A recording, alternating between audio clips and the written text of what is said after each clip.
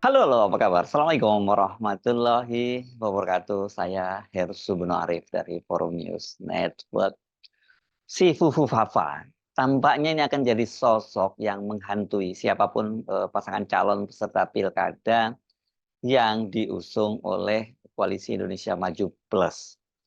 Dan menurut saya ini bukan hanya menghantui, namun Fufu Fafa itu juga tampaknya bisa menjadi faktor destruktif. Ini bila mampu dikelola secara maksimal oleh lawan-lawan politiknya, siapapun mereka yang diusung oleh Kim Plus ini, sebagai bahan negatif campaign. Korban pertama adalah pasangan petahana Khofifah Indar Parawansa dengan Emil Dardak. Ini yang kembali maju di Pilkada Jawa Timur untuk tahun 2024 ini. Senin 23 September 2024 kemarin tuh ya, KPUD Jawa Timur tuh kan menggelar rapat pleno pengundian nomor urut peserta untuk Pilkada Jatim.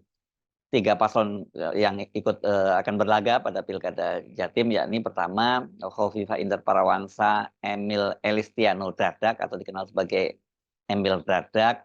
Ini diusung oleh Koalisi Indonesia Maju Plus. Ya, tapi ini minus PKB. Ya, ada 14 partai, meskipun udah minus PKB yang mendukung pasangan Khofifah dengan Emil ini.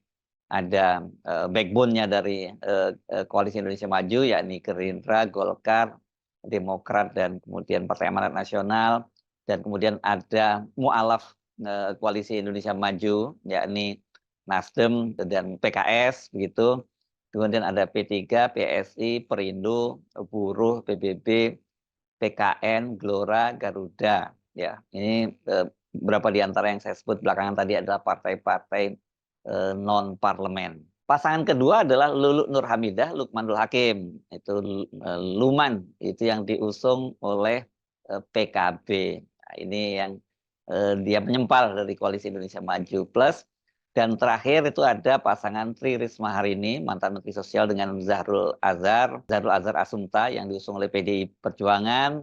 Dan ini menarik karena ada tambahnya Hanura, ini memang partner lama ketika Pilpres kemarin, dan ada satu lagi partai, yakni Partai Umat. Setelah kemarin diundi, hasilnya pasangan calon Lulu Nur Hamidah dengan Lukmanul Hakim atau Luman itu mendapat nomor urut 1.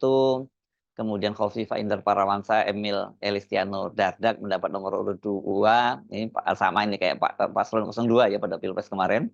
Kemudian Tri Risma hari ini dengan Zahrul Azhar Asumta itu mendapat nomor urut 3.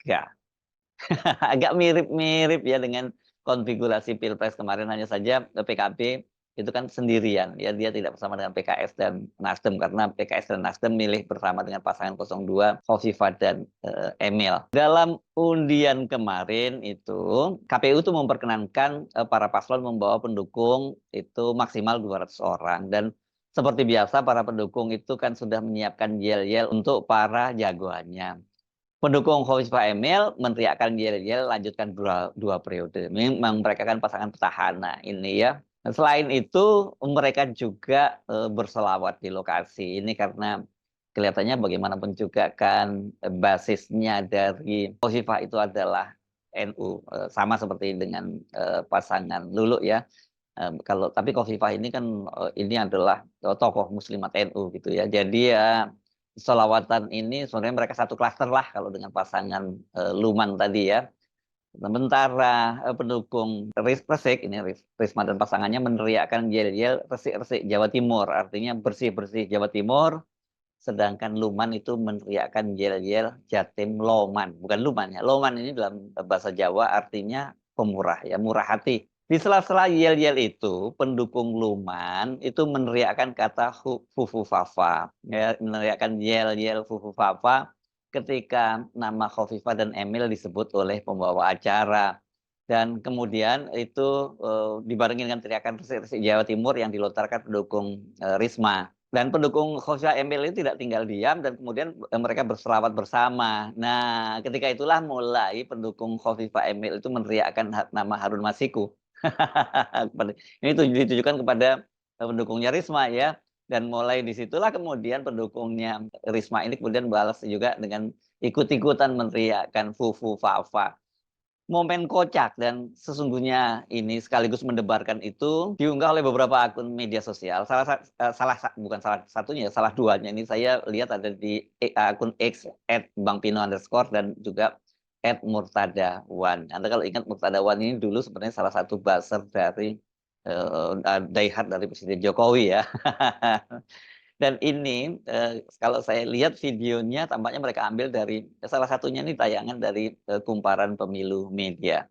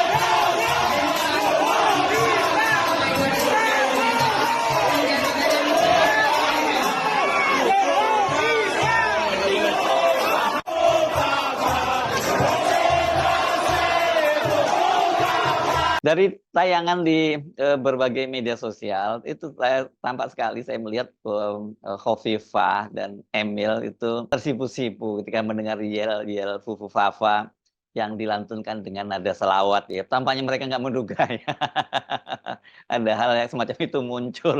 Tapi saya kira harusnya sudah diantisipasi karena Fufufafa ini sekarang sudah jadi wabah di mana-mana ya. Nah, kemudian, pendukung Khofifah Emil yang tampaknya terkejut itu kemudian secara spontan dia meneriakkan yel-yel Harun Masiku karena, kan memang kalau, Lulu Hamidah ini apa yang mau di apanya ya, yang bisa diteriakkan kepada mereka begitu ya. Harun Masiku adalah politisi PDIP yang buron dan ditetapkan, sebagai dalam daftar pencarian orang oleh KPK itu sejak, 4,5 tahun lalu. Tapi sampai sekarang ini belum ketangkap juga, yang ketangkap malah mobilnya duluan, bukan orangnya ya. Namun kalau kita amati tadi yel-yel Harun Masiku itu tenggelam dalam gemuruh yel-yel Fufufafa yang diteriakkan oleh pendukung Risma maupun pendukungnya Lulu. Fenomena di Pilkada Jawa Timur ini bukannya tidak mungkin akan menjalar ke daerah-daerah lain dan bakal digunakan oleh pasangan lain yang melawan, pasangan yang diusung oleh, Kimplas, kecuali kalau pasangannya dari kota kosong ya. Kan sejauh ini banyak sekali kota kosong loh di pilkada ini gara-gara tadi pola Kimplas terutama yang memborong semua, partai, peserta, pilkada, sehingga tidak memungkinkan partai lain untuk maju. Itu total ada 37 pilkada yang diikuti oleh kota kosong.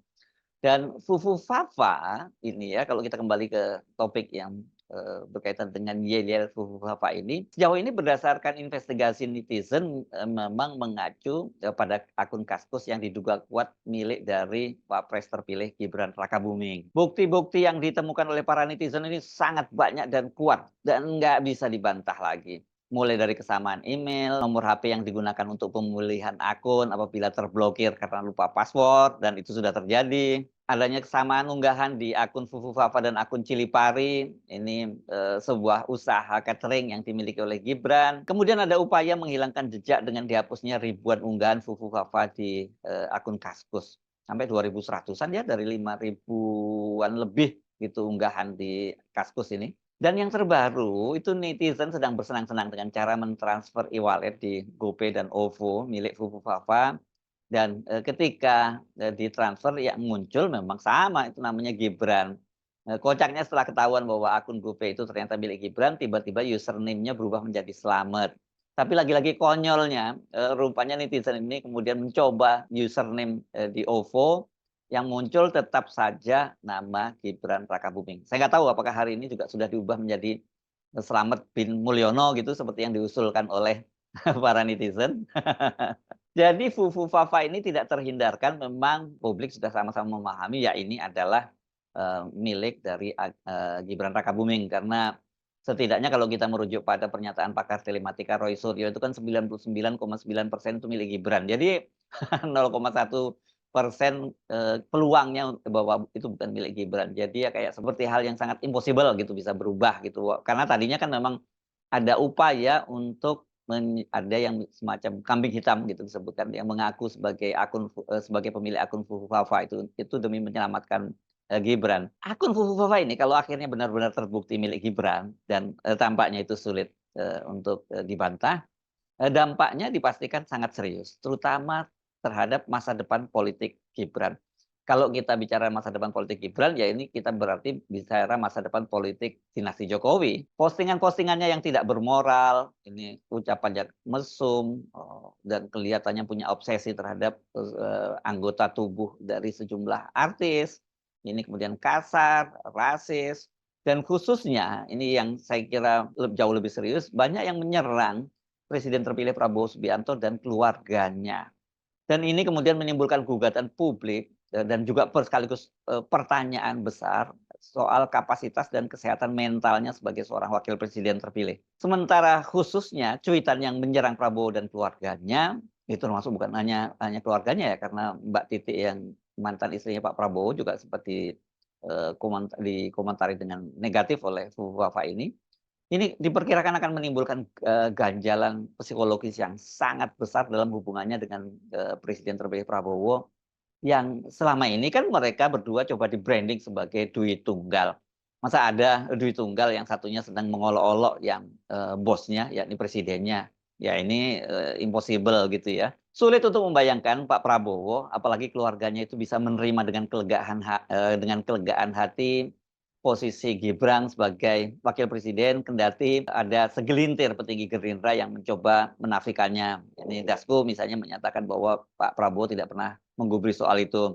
Ada pula yang mencoba membela dengan menyatakan bahwa itu kan cerita masa lalu yang tidak relevan lagi, dan sekarang ini dibongkar-bongkar dengan tujuan mengadu domba Pak Prabowo dengan Gibran. Kendati Prabowo dan keluarganya sampai saat ini masih tinggal diam, namun tuntutan publik itu semakin kencang agar pelantikan Gibran sebagai wakil presiden dibatalkan. Soal ini tampaknya sangat-sangat mengganggu dan menjadi beban berat bagi Jokowi yang akan segera meninggalkan jabatannya.